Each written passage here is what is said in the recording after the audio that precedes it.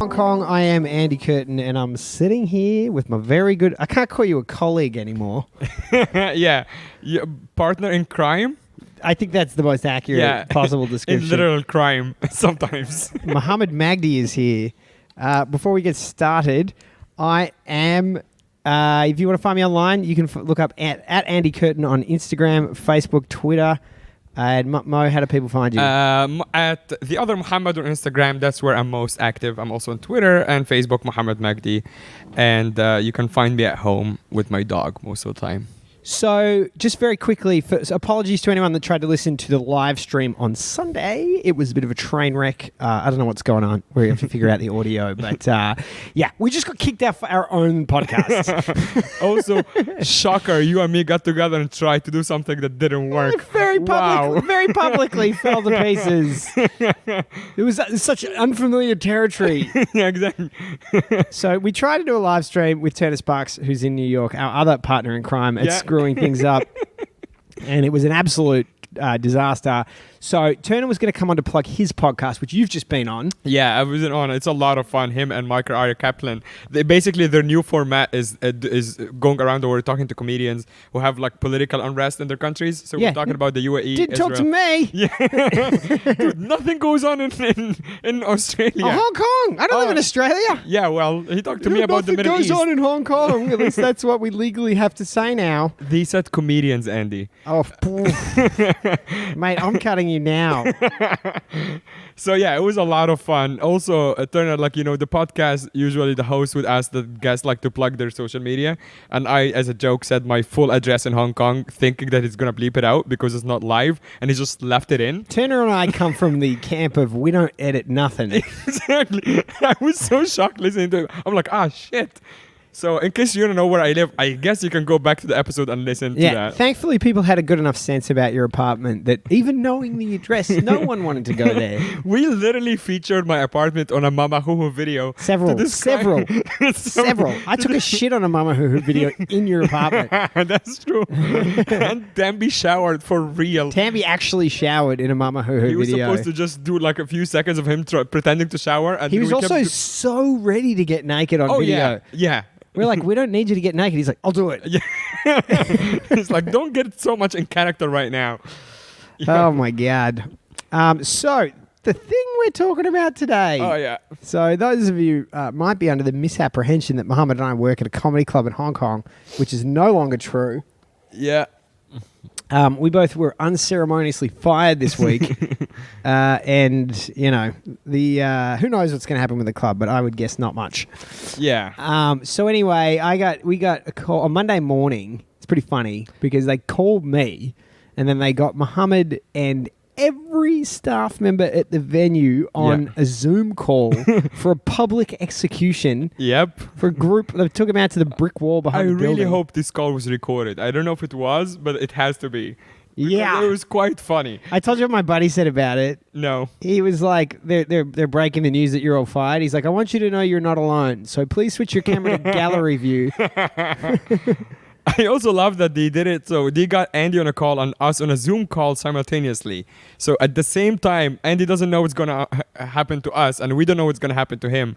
And also, I didn't tell you this part. On the Zoom call, it was just the one person telling us the news and everyone was silent for 5 minutes. I've never seen that on a Zoom call. Exactly. And everyone was just and he also had this you guys are can whoever's got a child in the background, can they turn off their microphone, please? He goes, you guys are is this thing on? Hello? Did he really? No. That would be funny. It would have been really funny. Because a lot of the staff are all predominantly Filipino. And didn't he ask you? He was like, so, Mohammed, did they understand what I was saying? Yeah. Dude, he called me 2 hours after the call and we're talking about it. We just want to clarify that these people understand that they no longer work at the company, right? Did everyone understand me? Did he tell you anything? I'm like, no. He's like, I don't think they know what I said. Yeah. They rock up on Tuesday for work. Yeah, exactly. Hi. You're on the Zoom call, right? Oh, I had the sound off. Yeah. Also, he was the only person who had the camera on. So we're just all just quiet faces, black screens, and him just with a big grin on his face telling us that we're fired. Yeah. And it was also effective immediately. He's like, don't go back to the club. Really? Yep. Yeah, they gave me a similar one. The funny one for me was I got a message on Monday morning saying from one of the bosses in Singapore, who I am admittedly very good friends with. Right. But he said, "Hey man, can you get on a call in 5 minutes?" And I replied, "Yes, unless you're firing me, in which case I'm not free until the end of the year." And then he had to call me and fire me. So this is how many comedy clubs now, or how many venues have we effectively managed to shut down? I would say like good venues or just venues. Venues in general, because venues in general would be a high number. Venues in general is a very high number. Yeah. But I would say, in all honesty, of serious comedy rooms that we ran, I'm going to say we've now lost 4. Yeah, I am thinking the same number. So Suzhou, 2 in Shanghai, and 1 here. Yeah, That's it. That's exactly what I'm thinking. Yeah, that's true. And all of them in just catastrophic ways. Yeah. In their own independent catastrophic ways. Who would have known when we started planning the riff that it's going to turn up this way? Like just the series of events. Anyone that reads newspapers. No, but we planned it like earlier last year. Mate, where nothing was happening in Hong Kong. You know what I thought about it? And here's how early we were involved in that venue. We started to close in on that venue in late 2018. Yeah. And I remember because I did Jim Jeffries' tour in January 2019. Yeah. And that was when I did the final view of the venue before we signed the lease. Right. And that was in January 2019. And that's exactly my point. No protests. Yeah. Hong Kong, beautiful, serene, peaceful place. Lang Kwai Fong busy with tours. Lang Kwai Fong, the busiest place on earth. Yeah. Now famously deserted. Oh man, I was saying, it's been deserted since we moved in. Pretty much since we moved here. Does that tell you something, Andy? Yeah, not only do we ruin our own comedy clubs, we'll ruin other already successful businesses. Like just with our presence. The clubbing strip and like party strip in all of Hong Kong for years and years. And we move in and it's like dead. Oh man. So I want to go back. Let's do it. Let's go through. I want to go through. I'm so bummed we don't have Tanner on this call because it would have been so great. But on this recording. But let's go back through all of the gist. Hey, how about we get Turner on a Zoom call and then he fires us? Yeah. Well, we just get booted off another Zoom call. Exactly. No, but I want to go through all of the train crashes that have happened, the major ones. Yeah. And the first one was the loss of. And there's so many ways we can tell this story, but the loss of the Jinshan Lu venue, massive, was the first big one. Yeah, that was now, also this was a venue that we got into within the first 12 months. We started at Massey in late 2010. 2011 or 2000? I wasn't around. I joined in 2013. You started at Massey. That must have been your first show, was there? My first show was a small room in Massey. Like, I was involved in the renovating. And so we started out in a tiny room. Yeah. Then that got renovated to a larger room. Yeah. And then a few years later, we ended up taking the whole top floor of the venue and making a pretty amazing comedy club. It was beautiful. Yeah. I always remember that was the first comedy club that I built. Yeah, I always remember the Ari Shafir late show because that was one of the shows. I'm talking about upstairs. That was upstairs. The Ari Shafir late show was upstairs when he pulled out, trust me, when he pulled out his notebook and he goes, what do you guys want to talk about? You're misremembering. It was in the small room. I'll tell you 100%. So what we used to do when we had, once a month we'd fly in a big headlining act and we would take, there were 2 floors of Massey. Yeah. We would take over the whole downstairs of the bottom floor for the early show. Yeah. And then on the same floor in the comedy room, we would move in for the late show. That's where Ari did his show. I'm not 50-50 on this. I'm 100% on that. In fact, I can tell you every show. Dude, this is how tight the timing was. Yeah. We ran 2 comedians. Actually, do you know what it was?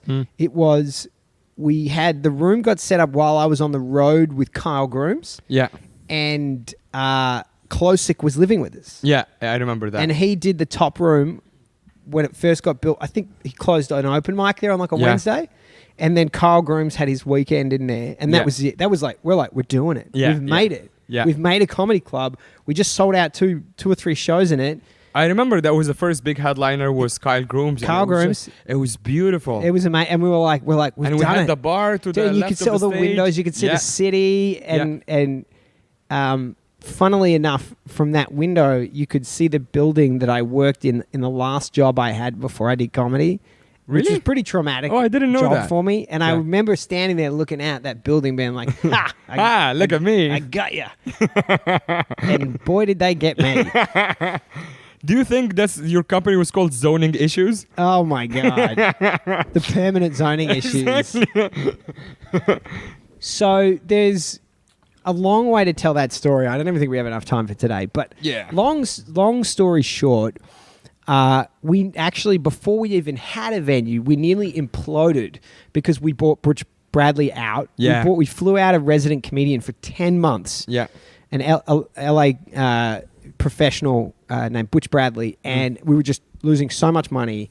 And the way that I pulled us out of it was I got someone to invest in a comedy club and sold them on this idea. Like, we've got this pro. Let's build a room for them and make it really great. Yeah. And that is a whole nother story. Getting to that point, Yeah. which we don't even need to get into, but that was like a whole ridiculous story, culminating in that comedian booking himself outside of our agreement Yeah. in a theater the week that we were signing the contract, inviting the person signing the contract to Yeah, invest to the the money, basically showing that the contract we'd put in front of him was meaningless for exclusivity. Yeah.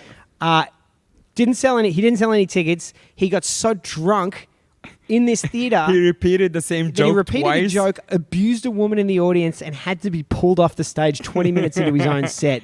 This guy's calling me at 11:30 at night being like, what is going on with your operations? Yeah. Had to cut that guy out immediately, but managed to still close it, built the comedy club. But we physically then built the comedy club. And There was no building team at the time. so I've pulled us out of the hole. Yeah. I've dodged that big bullet. We're there. Kyle Grooms does it. He kills. It's a great show. And then I go back to Australia Yeah. after a very stressful few months for a holiday. And for 2 then at weeks. the airport in Shanghai. Nah, I wasn't at the airport. Or was it was, I think you were at some airport when it started happening. Maybe you were already in Australia. Nah, I was already in Australia. Yeah. I remember I was at my parents' place Yeah. and I get this message from the bar owner, who's a lovely chap, saying, as of now, we are charging every customer to be in on every show, open mics, all these free Yeah, shows. yeah. and It was stuff. like something like a per head. yeah, whatever. Charging us, I think, a per head. Yeah. And I just said to him, I was like, hey, I'm on holiday right now. We've Yeah. just finished construction. Yeah, we had one headliner there. That was it. Really? Yeah. That was Yeah. it. One weekend. Yeah, one weekend.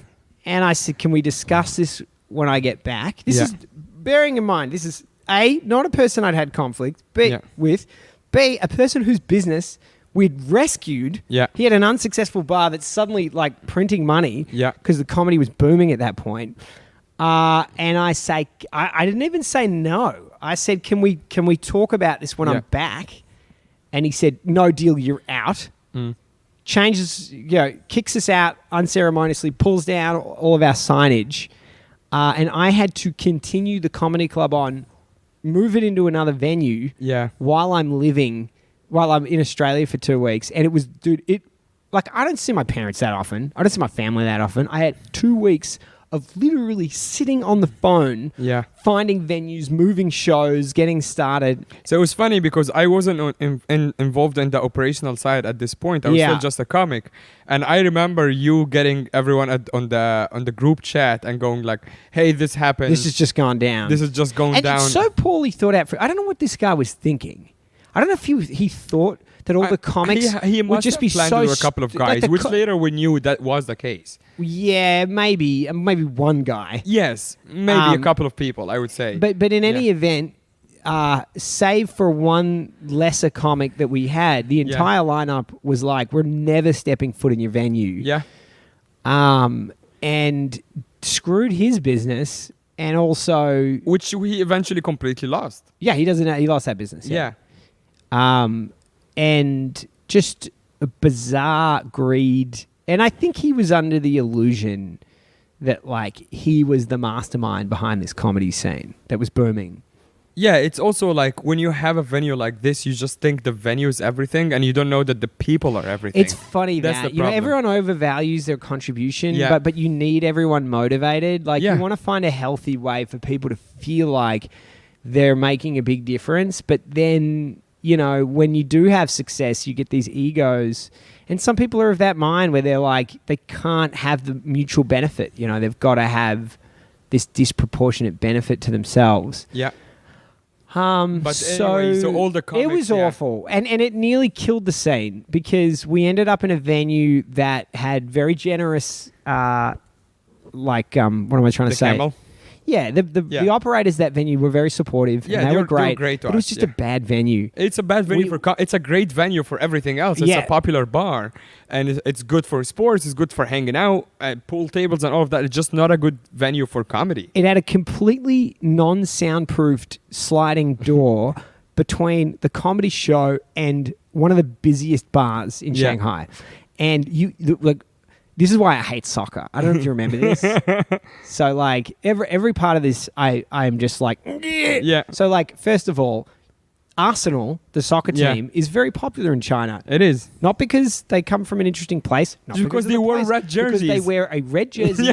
They are simply for that because they picked the right color. Yeah. They're the most popular team in Which is funny in because China. Liverpool also wears red jerseys, but no one cares about them. Yeah, so every time and this was a sports bar. Yeah. So every time there's a soccer match on, It's the biggest sports bar in Shanghai. that was Yeah. shut down as well, and they would have 300 to 400 people on the other side of a non-soundproof sliding door. Yeah. Where we're trying to run matches. I remember being at shows and like a goal would score, Yeah. and the show would literally, the comedian on stage would literally just have to stand there and wait for the Not just Jayo, that, I Jayo. literally had people go outside to look at the replay of the goals and come back into the room Oh. while I was on stage. Oh my god, It was brutal. dude, I have PTSD from that. Also, I don't know if you remember that the stage was not centered in that room. Yeah, it was in the stage corner. was in the corner. Do you know what's funny is I feel like I have a PhD in building comedy rooms now. I agree with that. I think I would have a proper But there's so many little things like that when people say, "What if we put the stage in the corner?" And I can be like, "I know, I've done it. I've done that exactly. format." It's just mistakes not that as you good. learn. Yeah. Yeah.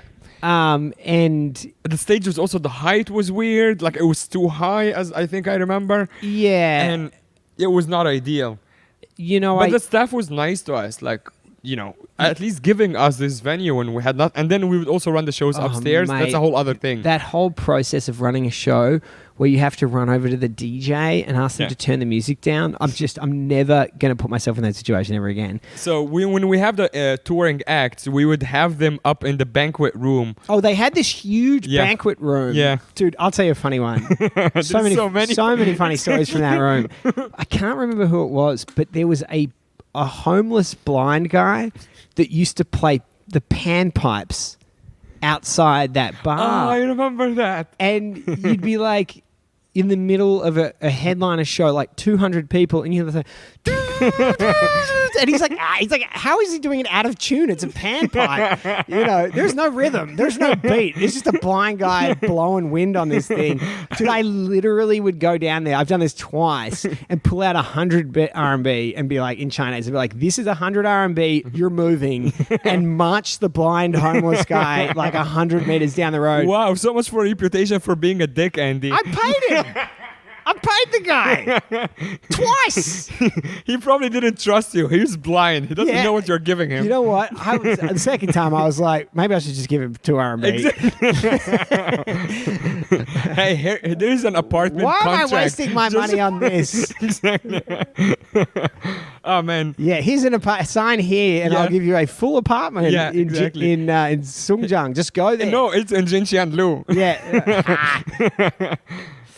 So yeah, this banquet room was crazy too, because it was like, I think it was too big for what we were trying to do. Yeah, we had some pretty rocking shows in there. That's true. I remember Paul Ogata slaying. Dude, I remember Steve Simone. Steve Simone in a small crowd. Dude. One of his shows, I think the Late Show didn't have as big crowd, and he just went. He's like maybe 20 people, and we all as openers struggled. Do you remember Quindale's show there? Yeah.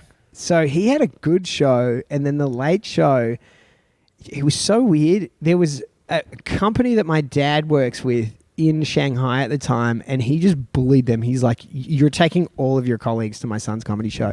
And they made up like half of the show, and none of them wanted to be there. Right, yeah. And Quinn just had to eat it on Yeah, stage. and Quinn is also the style of comedy that you really have to be a fan of comedy, not just a Sure. fan of jokes. Yeah. Like, you have to like the art of stand-up to enjoy Dude, I Quinn. could watch Quinn Dale any day of the week. He's super Same. amazing.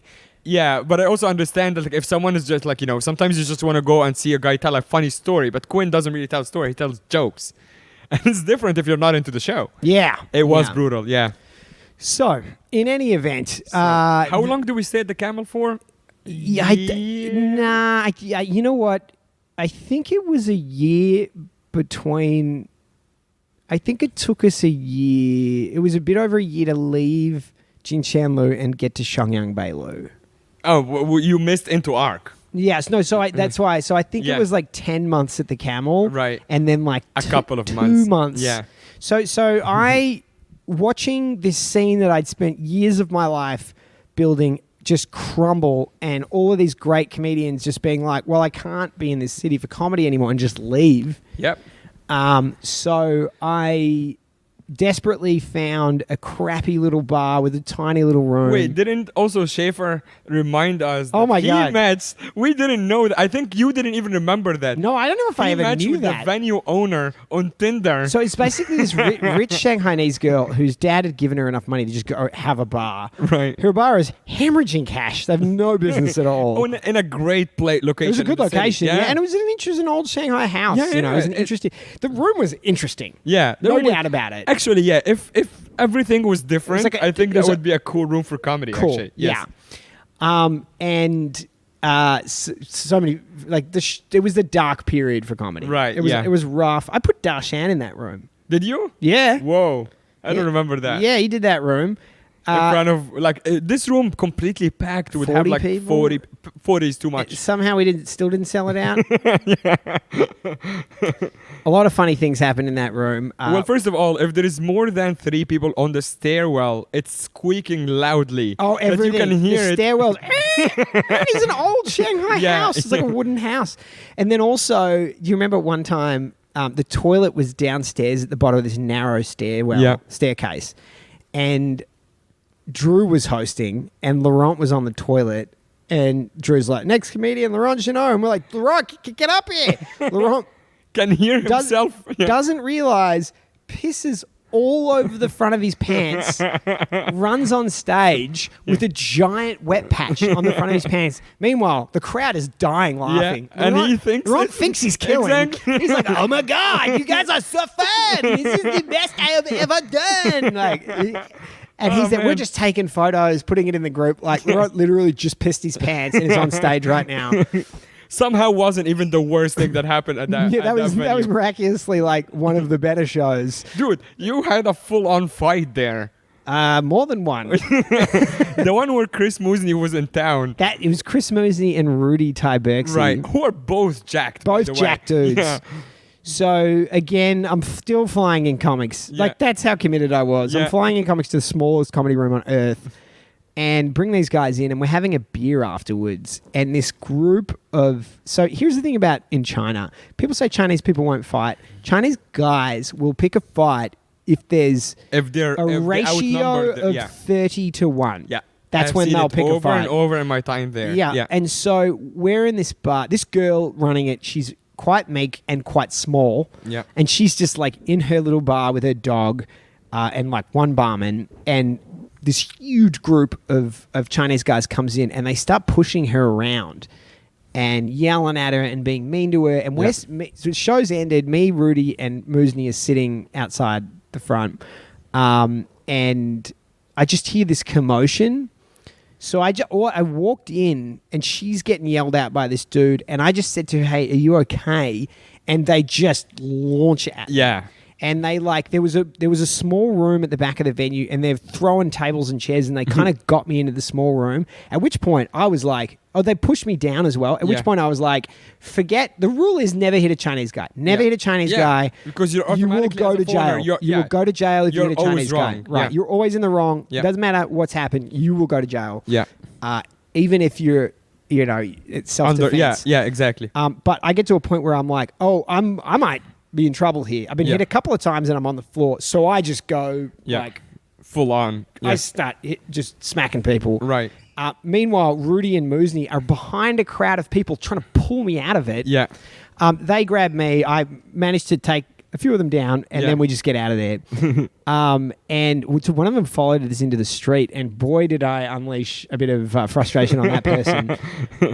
Meanwhile, Rudy and Chris are just like, this is great. This is what I've been going to the gym for years for. Yeah.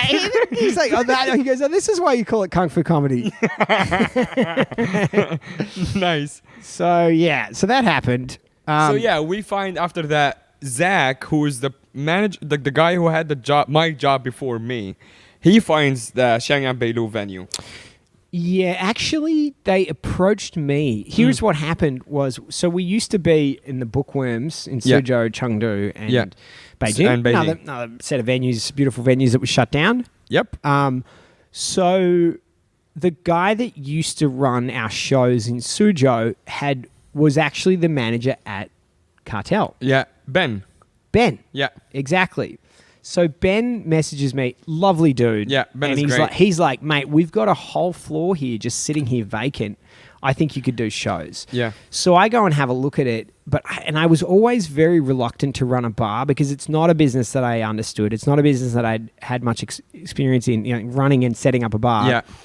And I said to them, look, I really want to do it, but you guys need to run the bar and give me a super low rent because you're going to make all this money off our customers. Yeah. And they're like, no, you build a bar, you sell a bar. That's the only way we'll do it. And I was like, I'm not doing it. And you know what? I remember walking home from a show with, of all people, Storm. Right. And he said to me, where do you think Kung Fu comedy will be a year from now? And I just said, mate, I think we're finished. Yeah. I was like, I think this is it. And he started crying. Yeah. And I was like, wow, what a little bitch. No. No, I felt so bad. I felt this obligation. And that's also dedication to what he likes to do. Yeah, but I was like, I've got to find a way to figure this out. And Zach, he said, listen, man, I've made this P&L. Yeah. Budget for what this looks like. He's like, we don't need to sell that many drinks to make this work. Yeah. So I just got all the money I had left and we built this place, and it was insane. We built the place in 2 weeks. Yeah, it was built stupidly quickly. I think it was actually like a week, and I was on site. My Chinese actually improved that week. What was the name of the builder? So the builder was like, if we ever make this into a movie... What's the name of the basketball player? It was player? Yao Ming. Yao Ming, it's the same guy. It was Yao Ming. His name was Yao Ming from Shanghai. And boy, he was awesome. Boy, he was just a total cartoon character of a human. He would, the years after we built the bar, he would just come in and expect free booze. He wouldn't expect it. He would just grab it from the fridge. But you know what? And have a cigarette at the bar where it wasn't smoking wasn't allowed. But there was something about, he was so unapologetic in who he was. Yeah.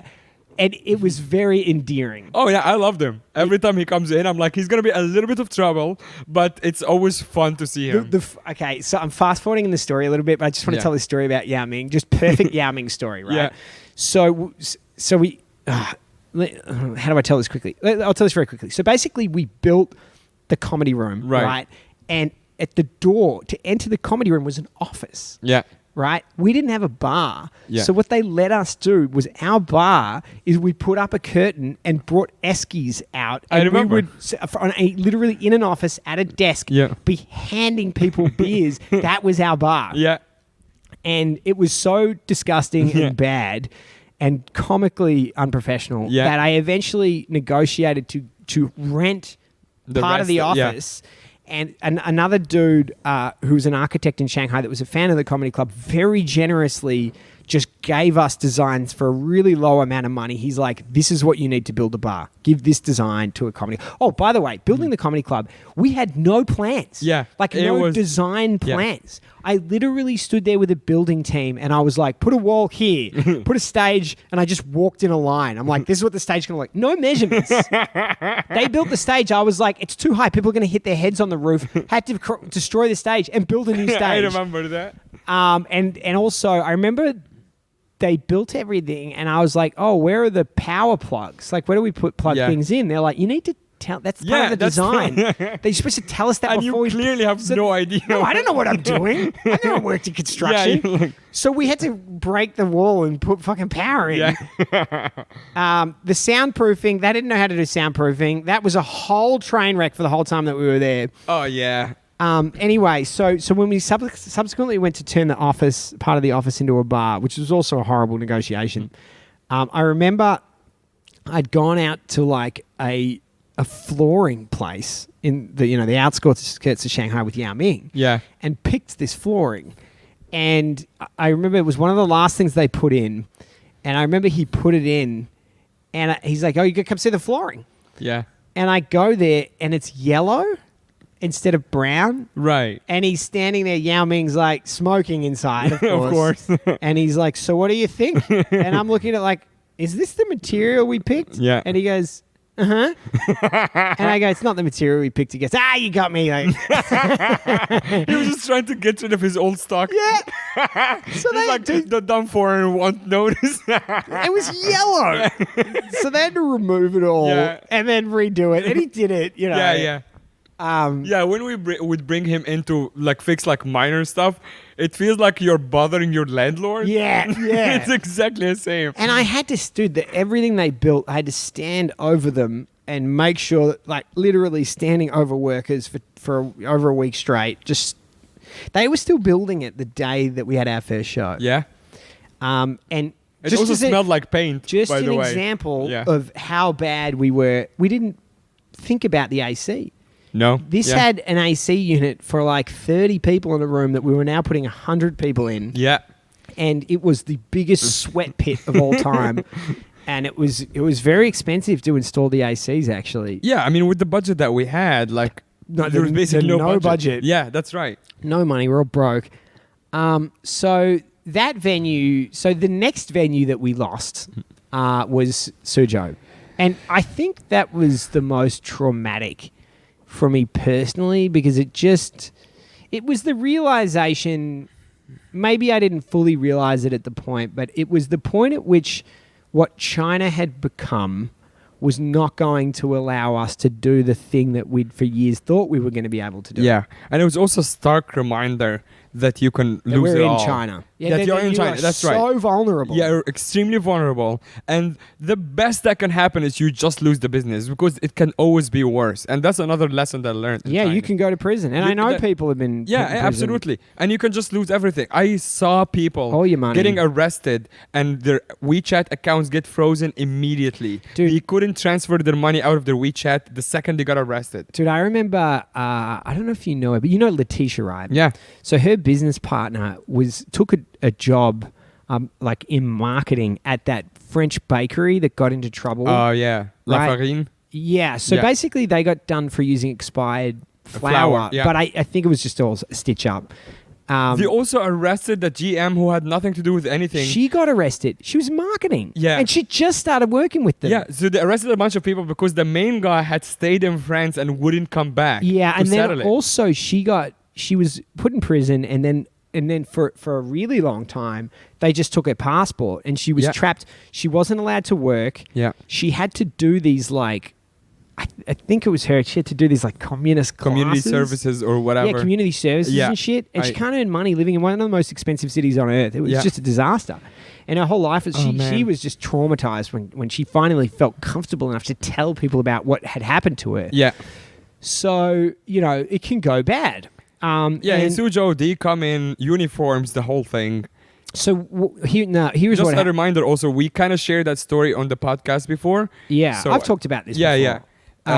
So what happened for me was we had James Adomian on tour, and James, a junior guy at James's agency, and I had a little bit of conflict in the organising, and I guess that guy had told James something that meant when I met James that day, he was already on guard. He just wasn't friendly. Sure, yeah. And I was like, great, I've got to win this guy over. Sure. So show starts in Suzhou, which is a beautiful sold room. out too. Yeah, packed show.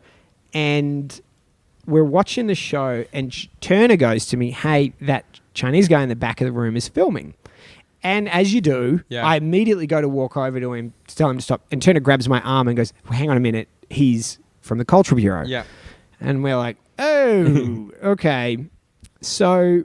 Which also at this point, you want to assume the best. You want to assume that it's just a guy who's doing a regular check or whatever. We've had checks before. Exactly. And then you're like, this is going to be fine. We've had people come into shows and write down material. Yeah.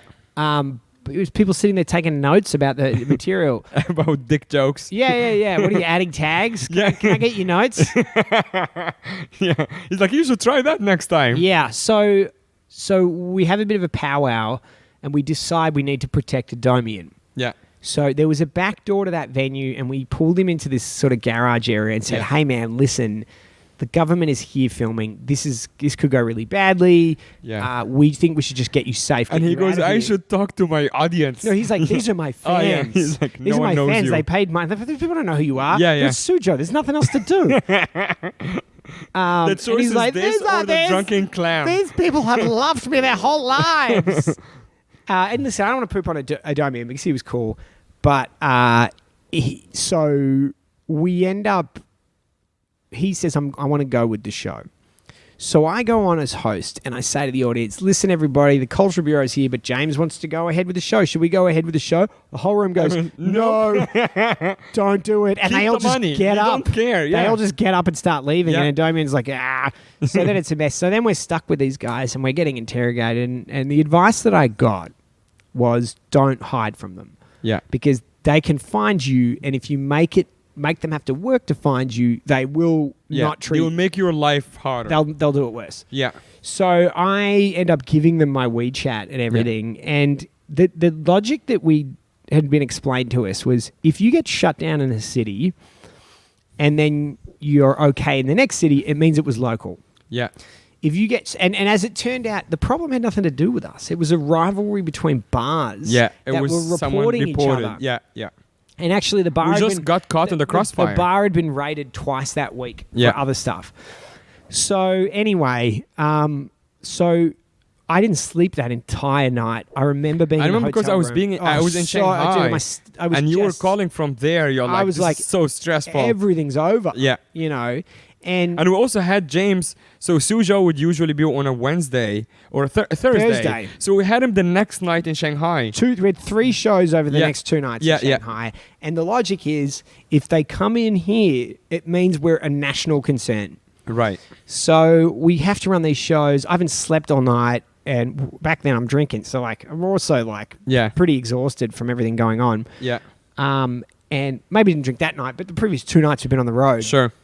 And so anyway, we get to Shanghai and we're running the show and I'm standing in the bar just staring at the door because the elevator's there and I'm just waiting for them to come in. And they don't come. Machine guns and everything. Day 1, they don't come. Yeah. Day 2, they don't come. And we're like, okay. That was a local problem. It was a local problem. Yeah. But there's this realization that I think a lot of people have is like, especially back then, is you can feel very free in China and you are until you aren't. Yeah. You know, and then you're in China. You're definitely in China.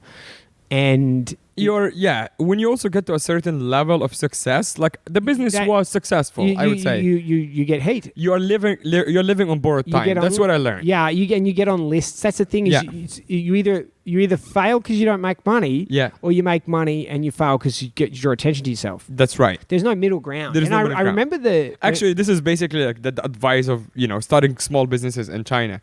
That's one of your 2 options right now. Yeah. Well, I remember the manager of the adjacent hotel who was responsible at one point for our area. Yeah. And he said to me, hey, just don't be popular. Yeah. I was like, oh, yeah, great. Yeah. Well, hey, great you want to start a business? Exactly. You want to start a business? Yeah. Just make enough money to break even. That's when you... But that also like... That kind of goes into the Chinese mentality of, just lay low. Like, don't fuck with authority, basically. Yeah, which I don't get. Challenge them. But the problem is that I come from a similar culture too, so I kind of understand it, but I don't agree with it.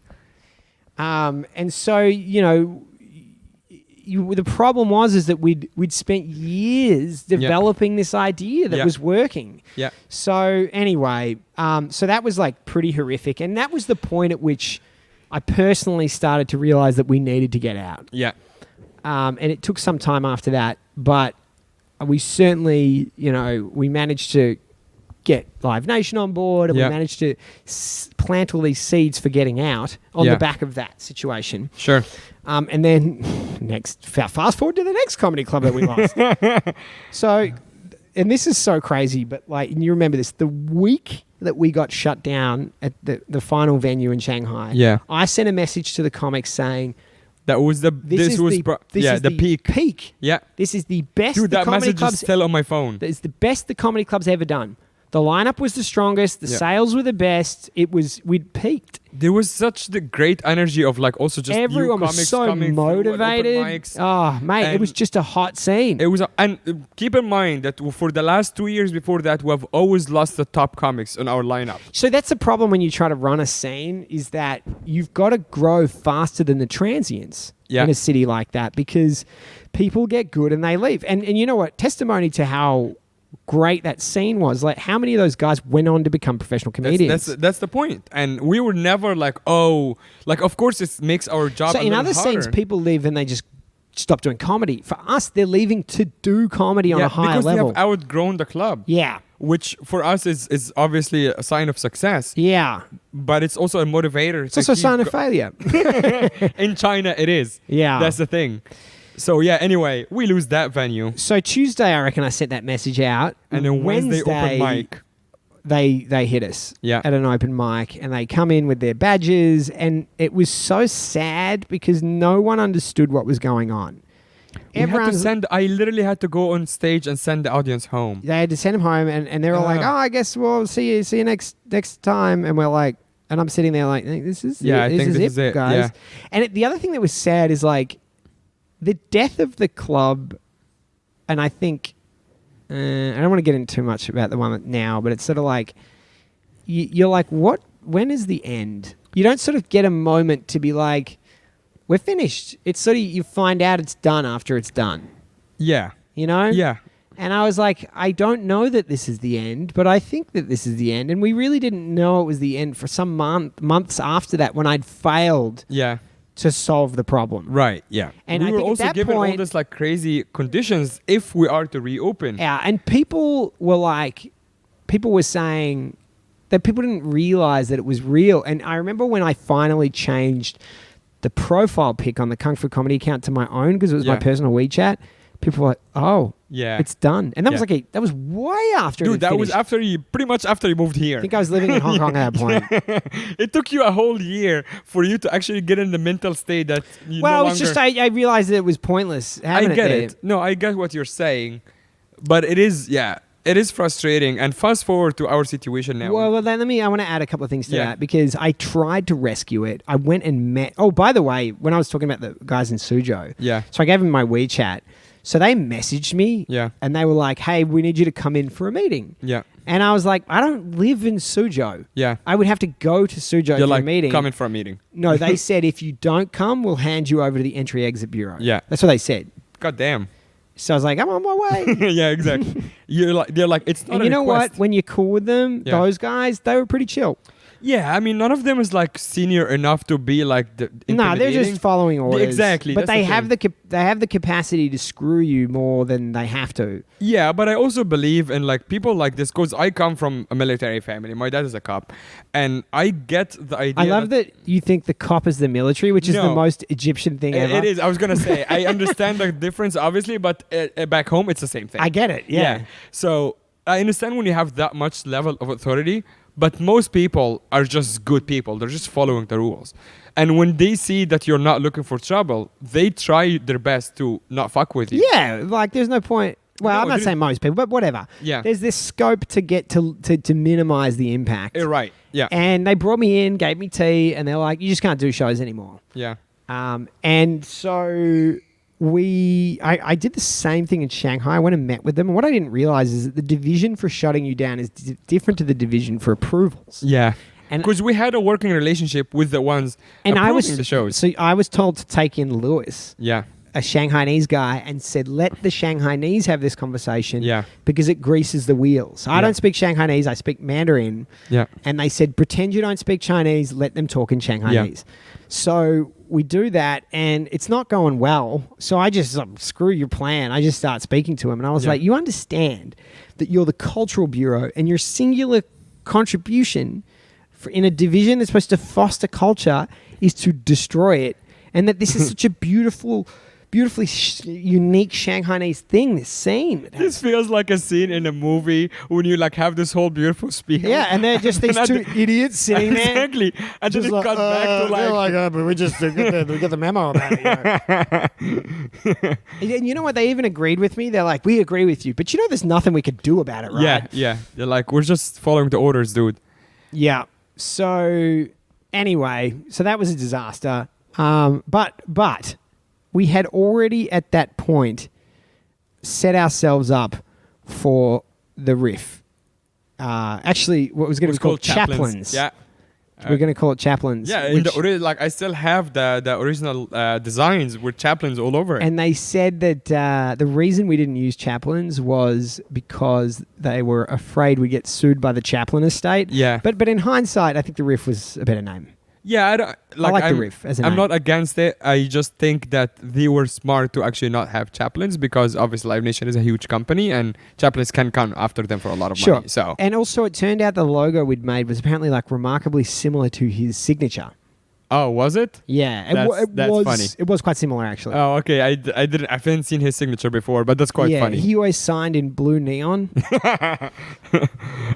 So anyway, so that went down, but we already, we kind of knew that bullet was going to come at some point. We just didn't know when. So we were like, let's set it up in the safe haven of Hong Kong where nothing can go and wrong. again, that was at the end of At 2018. that time, mate, in late 2018, Yeah. Hong Kong was a friggin' island of freedom. Yeah, it was. Funny we're saying that literally we just lowered our voice. I didn't. While I did. Yeah, I know you did. Yeah, because I'm like, that's how, where the situation is here right now. So But it's like a strange turn of events. Like just literally with the riff, it just we never really had a full chance. That's And the frustrating part about There's it. a lot of stuff that like we were supposed to open in November 2018, and we opened for 2 small weekends in January, then closed until March. May. No, we ran March, shows in March, and then we closed again. So We had here's what happened. two weekends in March. So there was a delay after we finished constructions. First of all, because of the licenses. So there was already a delay. Well, just getting to the point though, Yeah. is like we were supposed to open in November, and Yeah. we essentially opened in May, Yeah, and then we were closed again in July. yeah, So really, if you think about it, like what we needed was time to prove that it works. yes. And we were never given that. And the reason is that the liquor license took so long to come through because the police wouldn't check the venue because they claimed that they were too busy handling the protests. Which is obviously a political move to turn you as a business owner against the protest.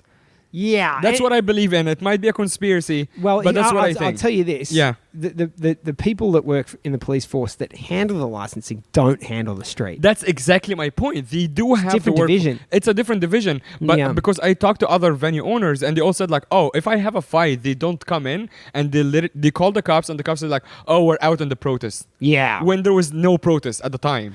Yeah. So in any event, if we'd been able to open in November, Yeah. It and, might and have had been. a shot before COVID, Yeah. it might have been a different story. Also, if in July they hadn't been letting these exemptions where pilots could come in with COVID and infect the city, and they didn't have that outbreak, we would have stayed open and Yeah, be generating it- money. It's So- crazy that now we're getting to a position again when we were like, But it got to a point where it just, we ran out of candles to hold yeah. for the club, and And you know, also, I looked at the schedule the other day, except for the 2 weekends in, we'd sold tickets. not just that, except for the 2 weekends in January, we never ran at 100% capacity. And the 2 weekends in January, by the way, we ran with no liquor license. So There's no money. There's no booze coming in. there's no boost. My point is that we never had a full chance of a whole place to show its Mate, capacity. Forget about that. The real economically, the real money earner is when you fly in the international comedians. Which we did. So we once? flew in Will. Yeah, that's it. That was ran last minute. Yeah. We were able to open just before Yeah. we found out, and B, we couldn't sell any booze. We couldn't sell. So it was just So the model. it was a remarkably dense set of headwinds and that people, we ran into. For people who are not familiar completely with the structure of the business, like we make the bulk of the money on the international tours. That's right. Yeah. So the rest of the month, it's local shows. And a we lot did of the it tickets money. We're not supposed to sell that many tickets to local shows, and we sold out 6 weeks in a row at limited capacity. Yeah. But in the middle of no tourism, Yeah. people being afraid to go out, like it was remarkable. And every time we would open again, people would be so excited to come out. And the other thing, as a venue manager, people are so excited about doing Yeah. shows that they are happy to comply with any restrictions. Yeah. At some point, I had them scan a declaration form and show and check their temperature. Couldn't take their alcohol into the comedy room. Couldn't take their alcohol into the comedy room. Face masks. Keep masks on the whole time, even at the show while they're laughing, and make sure that they have hand sanitizer at all times. All of that, and people are just happy to follow all the rules. That's. It's hey buddy, we'll be sorry. okay. Yeah, Got a little emotional. Yeah, but you know what? I just have a lot of confidence that this. Here's a question. I personally don't think this is the hardest part of what we've had thrown at us. No. Personally. Yeah. What do you feel like looking back over all of that? What was your low point? It's going to be a selfish answer because it's very personal. It's the moment when I started working with Kung Fu Comedy and I was switching my visa over. Oh and I my had God. about 6 months of business visa. I thought you were about to say it was the live stream not working this morning. That's the second lowest one. But that story is amazing because we worked with kind of a shady company, now I have to say that, who just sponsored, like people in China would know that. Like It was a just- shelf company. A shelf company, exactly. So, but I got screwed as well. So we had visas fine for Yeah. years, and then they changed the rules about how you get visas, and it could only be companies that had more Chinese staff than foreign staff. Every Chinese staff member had to have full insurance paid, and then the company had to apply for a license that allowed them to apply for visas. Yeah. So, like, I could have actually gotten that, Yeah. but it was like months long process for the company to figure out, and my visa was up. Yeah. So fortunately, I was able to get on a spousal visa. Dude, with that, so long story short, this shell company, whatever, sponsoring my visa, I had to go into immigration with her. I had already given her a release letter from my previous company with China Telecom, a huge, like, what is the word? National company in China. And I'm like, hey, this release letter is already over 21 days, and as per law in China you can't apply for a new visa if you're over 21 days. But I said, hey, I'm actually going to Hong Kong this weekend, I think, to look at the club or whatever I was doing. And I'm like, hey, I can get a release letter from my boss because he's in Hong Kong now. She said no need. I'm like, okay. Met my boss here, had lunch with him, never asked him for the letter. I go back to China, I go with her to immigration. She had forged the date, and then she applied the forged documents. I forgot about that. Dude, she applied the forged documents at immigration with the two of us standing there, and immediately 2 officers stand behind me. Oh, and man. I knew this is the lowest point I had in China. I forgot about that. Dude, in my head, I'm like, this is it. I'm getting we arrested had right now. everything, and she just put the wrong document She put in. the wrong... She'd made herself. She made herself really shitty forging too, like bad Photoshop, and she gave it to the immigration officer, and these 2 officers shows up behind me. I don't understand the conversation. She's Shanghainese, and somehow she managed to weasel her way out of the conversation and get me out of it. And I'm like, you fucking idiot. And then this whole thing happened, but then I couldn't work with her anymore. First of all, I didn't trust her, and second, they wouldn't let me apply again because I already have a record. You know what? So I ended up in Malaysia. Well, here, just to contextualize this a little bit, we're closing the deal with Live Nation, and we think we've saved the day yet again. Yeah. This is yet another moment of like, we've friggin' figured this out. Yeah. But it's getting close to Christmas. They're taking a little long to finalize it, and we're looking at, we're like, you're not going to get your visa in time. Yeah. So I said, here's what you do. Just go down to, it was just late December. Yeah. I was like, just go down to Hong Kong and renew your business visa so you can get back in. Yeah. but Egyptians can't do it in Hong Kong. So the next place is Malaysia. Malaysia. Yeah. And this is so funny because Mo's feeling pretty down about how this has gone. Meanwhile, Live Nation, I don't think I told you this until recently. Yeah, you didn't. So Live Nation are like trying to court me a little bit. Yeah. It was like out of the movies. Like I hadn't signed a contract yet. They invite me to speak at an event of some of the biggest promoters in the world that are their promoters. Right. In Hong Kong. So my new boss is like, hey, soon to be boss, is like, hey, can you come down to our meeting? Yeah. And I'm like, yeah, no problem. And they just sent me the details. It's like, oh, we're staying at the W Hotel. Now, I didn't know what the W was, and I'm like, W? Just give it a letter. This is that's a crappy shitty hotel. hostel. What is it? I thought it was like the cheaper ass hotel. Right. So I get down there, and I'm walking in, and I'm like, this doesn't seem like it's the right place. Right. And they've put me in like a harbour view room. Oh, man. And I walk into my hotel room. Back when Live Nation had money. Yeah. Oh, too soon, Mohammed. Too soon. Too soon, I'm fired. What else are they going to do? Yeah. How long till they fuck me? Exactly. So Mohammed, at the same moment, is walking into the crappiest hostel in Kuala Lumpur. Yeah. And he calls me, and he's miserable. Yeah. And he's like, oh, I'm just in my hotel. I just walked into my hotel. Where are you right now? And I'm like, I just walked into my hotel room, and I'm looking in a beautiful 5-star hotel. I'm looking across the harbour. It's stunning. With caviar in your hand. There are those beautiful eagles. Oh, sure. Kites flying past the window. And I looked at it, I said, I'm like, room. yeah, I just got here. Pretty rough. Yeah, pretty rough. I'm on the bus. I'm just dumping the shampoo and conditioner in your bag. My moisturizer into my bag. Some towels. So yeah, to answer your question, that was a lot because no, it got worse. You don't remember? No, I don't think so. Oh, dude, I can't believe you don't remember this. So we were using a shelf company. Yeah.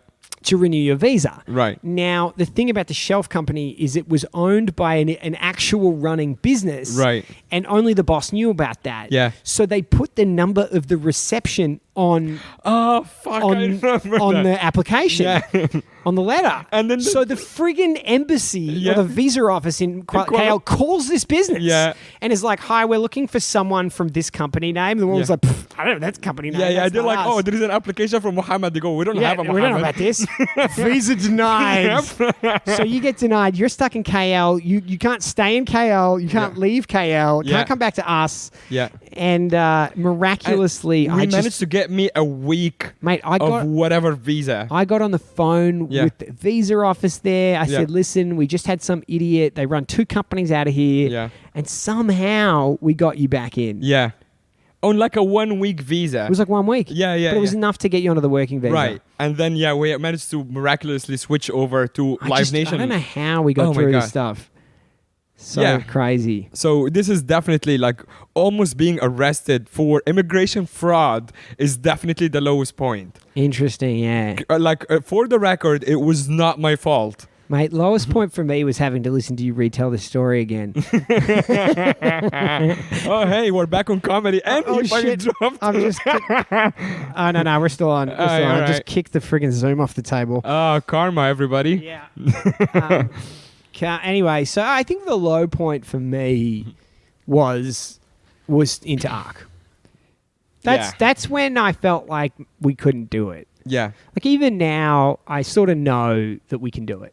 Yeah, because we have been through all this shit before. And I know enough about what we do to be like, I know that I know how to make this work. Yeah, and I think about my frustration is knowing how to do something I love, knowing all the people that I need to make it happen, and I just haven't had a shot at it. Yeah, and Turner and I were saying the same thing because Turner had a horrific exit out of China, and then he got to America and he busted his ass. Yeah, he was really innovative. He's managing to live as a stand-up comedian in Brooklyn, which is no small feat, no mean feat. And COVID hits.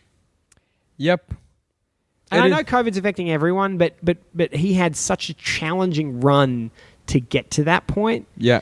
That, but he's it's fucking Turner, mate. If there's anybody that can figure it out, I mean, he's better than any of us. Yeah, that's true. No, I would turn up to him if I'm running out of options, like what would you do? And he would have something that I didn't even think of. Sell ice cream. What do you think? Let me ask you a question. What do you think the near future holds for us? Maybe in Hong Kong, maybe not in Hong Kong. What do you think is going to happen? I don't want to jinx us, and I don't want to be too specific. Yeah. But I'm very committed to staying in Hong Kong. I really love this place.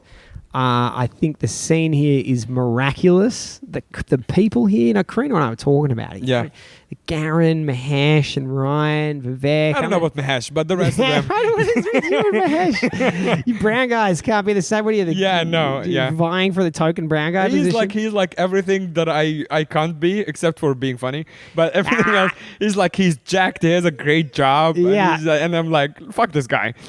he's good at comedy. Nah, that's not. That's definitely not it. But, and I don't want to even start now. Everyone on our lineup is amazing. Yeah. There's been comics that have, in a way, really helped them establish themselves, like Kari and Ash and Seth, like all of these guys. Seth, great example. He's a beast. Yeah.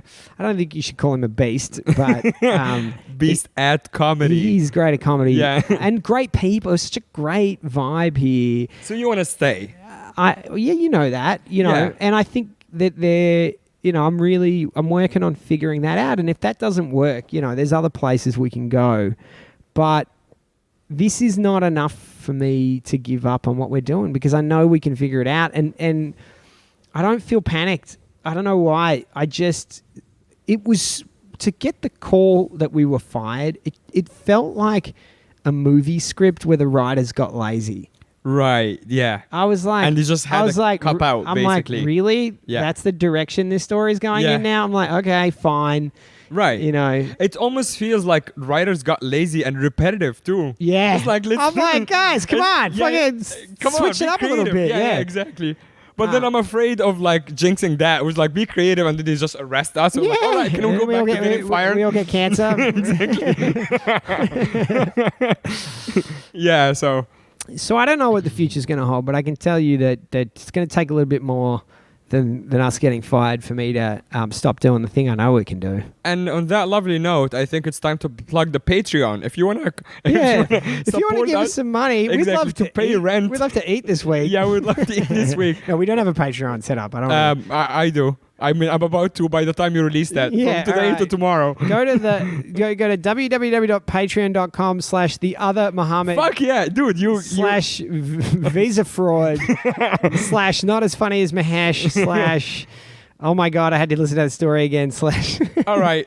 Patreon / the other Mohammed. By the time this goes up, I will set it up so I can just pay rent. I love how you in turn make way more money off my audience than I do. Yeah, well, fucking go ahead and plug yours. Let's see. All right. Anyway, stay tuned, guys. We're not done yet. We're not done.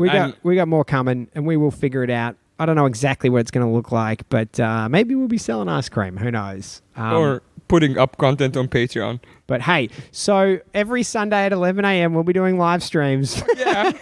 I don't know what happened, but I'm going to talk to Shannon from Podbean, and who is amazing in helping us out, and see if we can get it going. It would be kind of funny if this podcast somehow does not get recorded. You know what? For all my years of doing a podcast, the podcast is doing better than it's ever done. That's great. Record numbers. Feel great about it, and I just want to keep this going. So stay tuned. Yeah. Thanks, guys. All right. Thanks, guys. Cheers.